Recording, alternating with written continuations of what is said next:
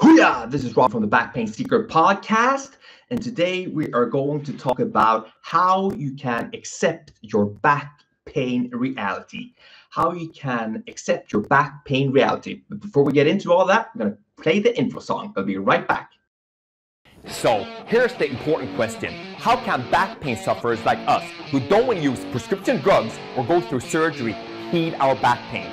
How do we live our daily lives in a way that allows us to go to work, take care of our families, enjoy life, and still manage our back pain? That is the question, and this podcast will give you the answer. My name is Robin Wakeham, and welcome to Back Pain Secrets. Okay, guys, I'm back, and today's topic is how you can accept your back pain reality. And I'll give you some tips and tricks regarding that. And as always, I have a patient story. It's a made-up name, of course, and we can call this lady Monica, okay? This is a person I treated a few years back, and she stuck to my mind here. So I'm going to talk about Monica today. And Monica was about 40 years old, you know. She had no kids.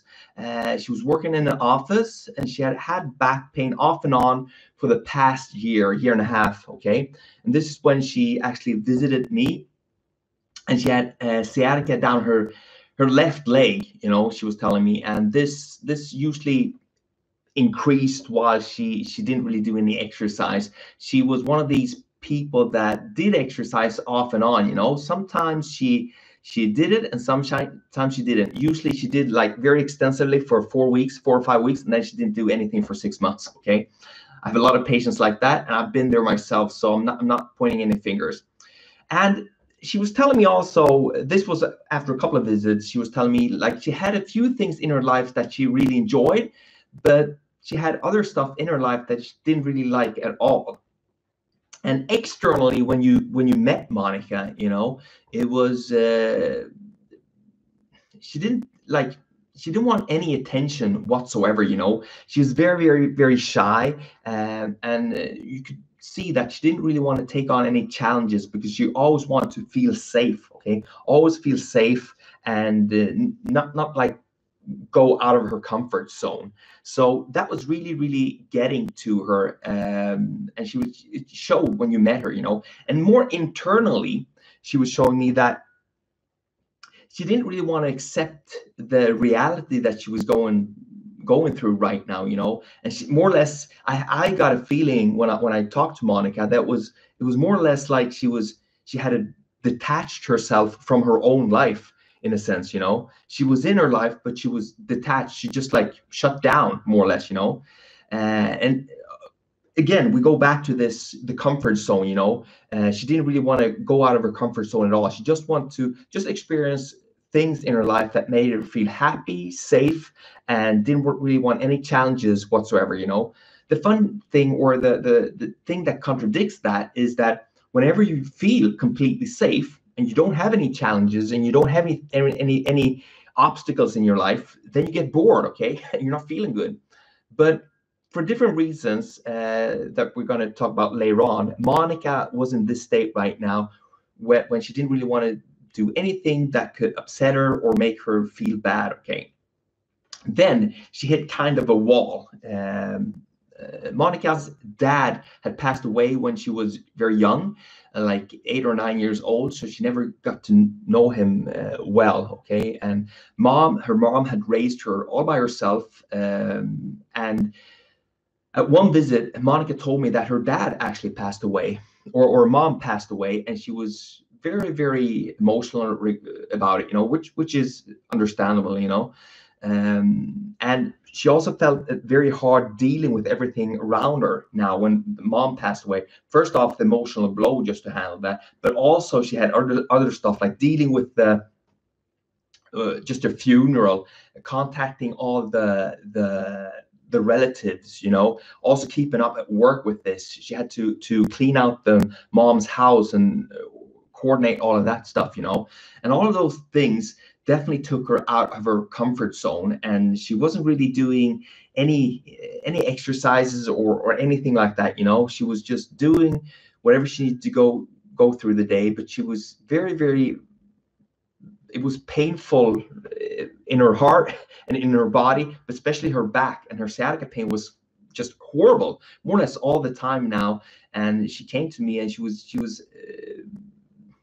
you could see that she was hurting, both like mentally and emotional, you know, and it was hard just to see it.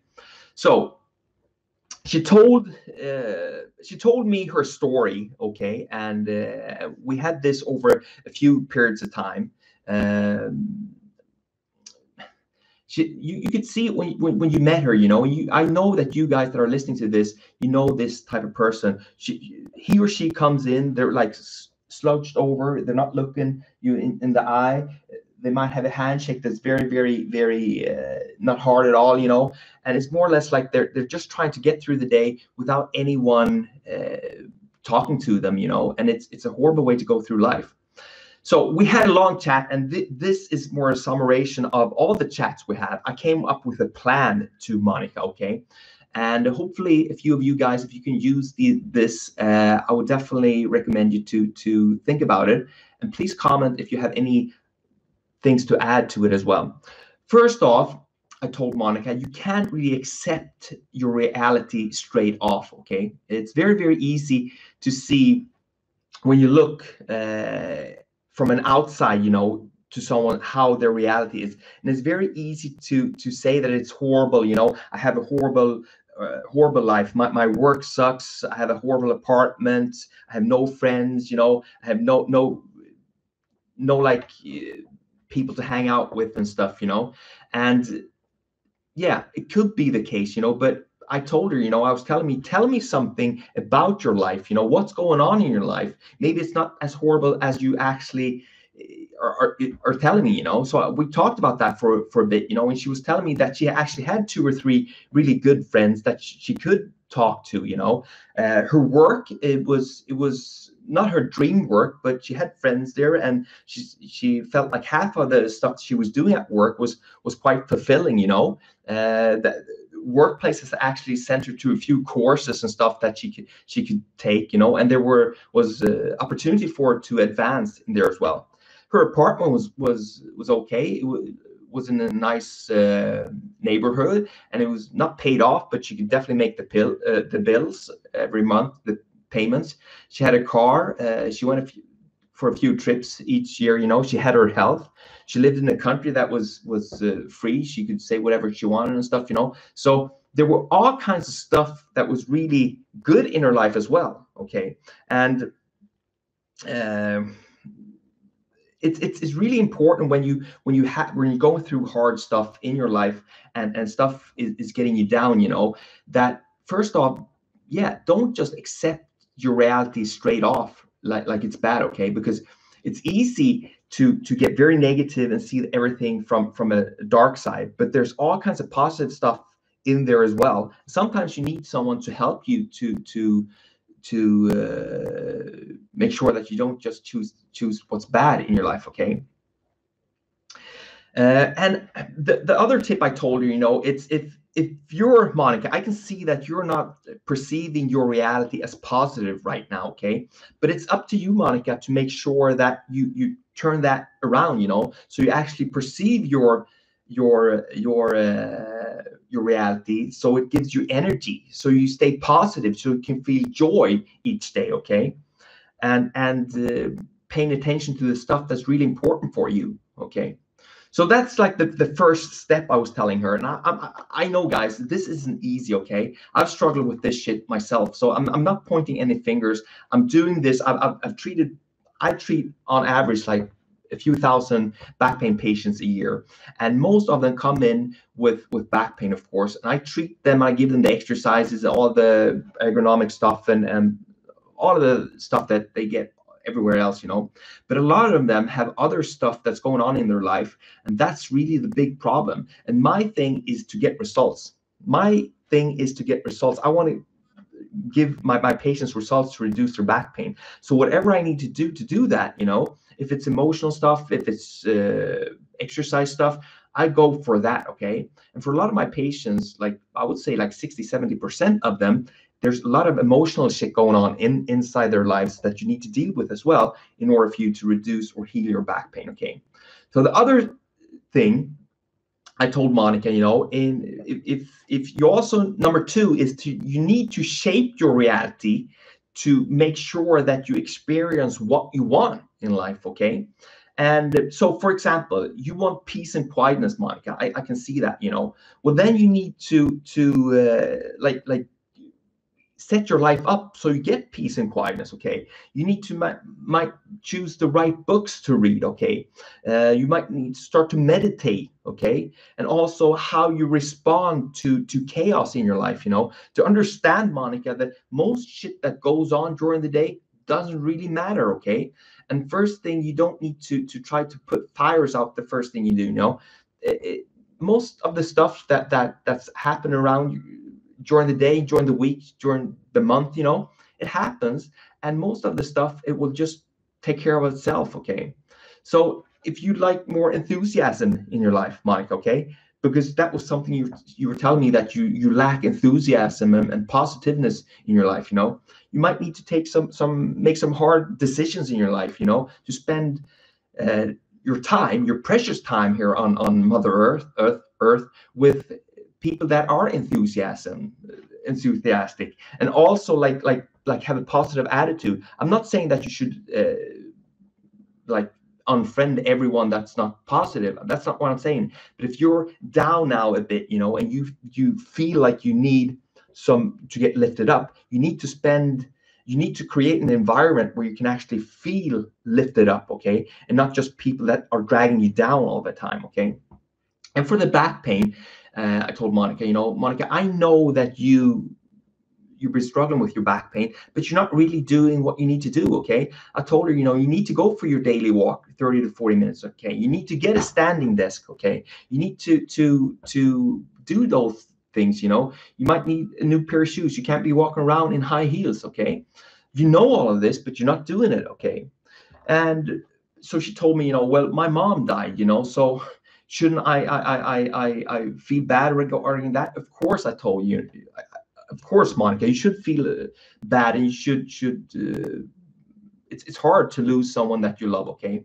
But the thing that you have now, Monica, is that you choose how you're going to remember your mom, okay? You choose that internally, okay? You also choose how to honor your mom in the future, you know, and that goes with everything.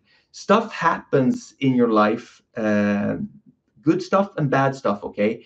And I'm not like saying that you should just be positive all the time and not accept that there are bad stuff that comes on, you know, that goes on in your life. I'm not saying that, but there is stuff in your life, and whatever happens to you, you can choose how to respond to that.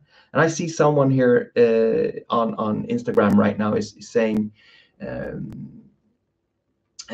she had polio, okay, as a child, and that had caused a lot of back pain, you know. And of course, if you've had polio, you know, that's a really serious disease. And I understand that is, you can't just beat that with being positive, okay. But I'm trying to say that whatever you're going through, okay, you have a choice, okay, how to respond to that. That's what I'm getting at, okay. So to sum it all up, okay, guys, I know I'm going on a bit of a rant here, but we all have to accept everything that happens to us in life, okay, good and bad. But we all have a choice how we should move forward from that, okay. It's very, very important, because everyone can have a day or a week or something when we like feel sorry for ourselves, and we just sit around and feel like life is just horrible, okay. But we have to try to pick ourselves up and decide the next step we can take in order to get out of this problem or improve it, okay. There are back pain conditions, there are situations or other diseases in our lives that we can't like heal completely, but we need to learn how to live with that in our life and make our life as good as we can make it, okay. That's what I'm getting at, okay. Okay, guys, kind of deep episode today, okay, but this is some deep stuff. And please, if you think that I had some good points here, and you think that this information could help someone that's going through and something hard, back pain or Otherwise, please share it with them. That's why I'm here. Okay, guys, take care. And guys, remember, just one step away from healing your back pain. Bye-bye. Want more back pain secrets? Then go ahead and get your free copy of my best-selling book, Back Pain Secrets, at backpainsecrets.com. Inside this book, you will find my top secrets to healing your back pain without prescription drugs or surgery that have helped thousands of other people just like you.